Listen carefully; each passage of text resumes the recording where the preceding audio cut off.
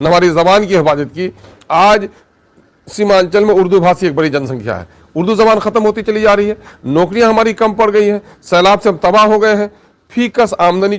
Sir, दो अहम सवाल हैं। पिछले दिनों हमने अखबार में देखा, भास्कर की रिपोर्ट है कि सीमांचल की बेटियां कश्मीर से लेकर कन्याकुमारी तक देह व्यापार में बेची जा रही है। और दूसरा सवाल ये है सर कि बांग्लादेश की आबादी यानी बांग्लादेश की आबादी को सीमांचल में बसाने की कोशिश की जा रही है या तैयारी हो रही है। इस तरह के दैनिक जागरण और भास्कर की रिपोर्ट है, इस पर आप क्या कहना चाहेंगे? देखिए, मैं समझता हूं कि दैनिक भास्कर के 25वीं तारीख के शायद अखबार में यह खबर आई है, और मैं समझता हूं कि भास्कर वालों ने लोगों को आईना दिखाया है कि सीमांचल के लोगों तुम गाफिल हो और तुम्हारा हाल ये है आज कि तुम पढ़े लिखे कम हो, सैलाब से तबाह हो, नौकरियां कम हैं, और तुम्हारी दुर्गत ये आज ये है कि तुम्हारी बेटियां देह के बाज़ार से लेकर कश्मीर तक सिसकने पर मजबूर हैं। यकीनन मैं समझता हूँ उस अखबार ने एहसान किया है गोया लोगों पर, और लोगों की आंखों की पट्टी खोली है कि सीमांचल के गयूर नौजवान जगह कि उनके इस धरती की बेटियां कहाँ बिक रही हैं, क्यों बिक रही हैं, इस पर गौर करें। कौन है जालिम इसको इस हाल पर पहुँचाने का।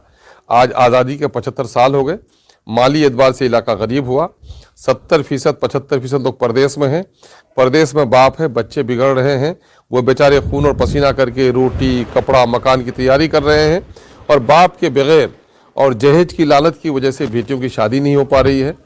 अनपढ़ होने के नतीजे में मोबाइल के फितनों से माएँ बच्चों को नहीं बचा पा रही हैं, और समाज की पकड़ ढीली होने के नतीजे में समाज में कोई अखलाकी तरबियत नहीं है, जिसके नतीजे में इस इलाके की दर्जनों सैकड़ों बल्कि हज़ारों की तादाद में बेटियां बाहर गई हैं। इस हकीकत से कोई इनकार नहीं कर सकता। आदमी गरीब होता है, ज़िल्लत होती है, ज़मीन बेचता है, मकान बेचता है, बाप की बनाई हुई मकान की ईंट बेच कर रोटी खाता है, बादशाह जलील हो जाए तो तख्त ताज बेच लेता है, लेकिन अपनी बेटी का सौदा नहीं करता। और अफसोस कि सीमांचल के इस इलाके से बेटियों का जो सौदा हुआ है, चाहे वो मुस्लिम हो गैर मुस्लिम हो, सारे लोगों की बेटियां हैं। ये हमारे लिए अफसोस की बात है। हुकूमत बिहार को तवज्जो देनी चाहिए। यहाँ के जो मजहबी और अखलाकी मुरब्बी हैं हमारे, उनको उठना चाहिए। यहाँ के सोशल और पॉलिटिकल एक्टिविस्ट को उठना चाहिए कि सीमांचल की ये बदनसीबी और ये बदनुमा दाग, ये शर्मनाक, अफसोसनाक और ये अलमनाक तस्वीर है सीमांचल की, इस पर हमें गौर व फिक्र करना चाहिए। कई मरहलों पे काम करने की ज़रूरत है। बेटियों की तालीम अच्छी हो, शादी ब्याह में आसानी हो, पर्दे का महरम का लिहाज किया जाए, बेटियां बिगड़ क्यों रही हैं उन रास्तों को तलाश करके उनको रास्तों को मजदूद किया जाए, सरकारी जो प्रोग्राम है पॉलिसी है उनको नाफिज किया जाए, लोगों की माली हालत अच्छी बनाई जाए। बहुत सारे काम करने की ज़रूरत है। हम इस पर अफसोस का इजहार करते हैं, और अपने तमाम तो लोगों और आपके भी हम शुक्रगुजार हैं कि आपने इस अहम मुद्दे को उठाया है।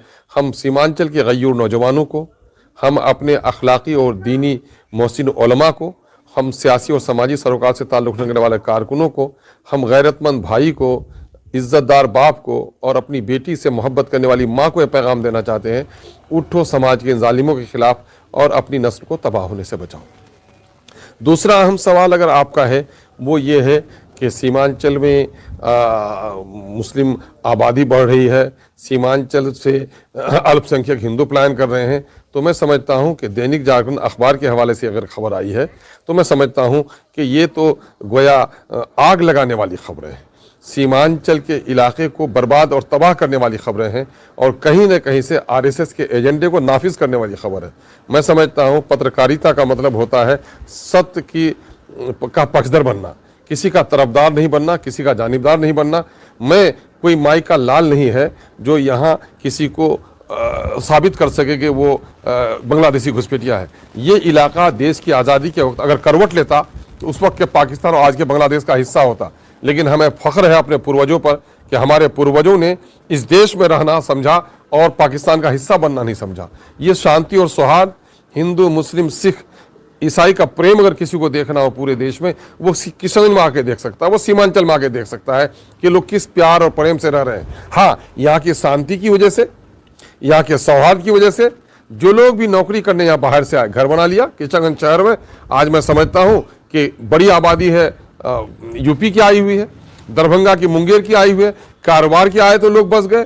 जो लोग आए यहाँ पर नौकरी करने के लिए शांत इलाका देखकर बस गए। जहाँ तक कुछ आबादी बांग्ला भाषी आबादी बढ़ी है, फरक्का बैरेज का मुआवजा मिला तो लोगों ने आके ज़मीन खरीदी है, वो वेस्ट बंगाल के हैं, वो बांग्लादेश के नहीं हैं।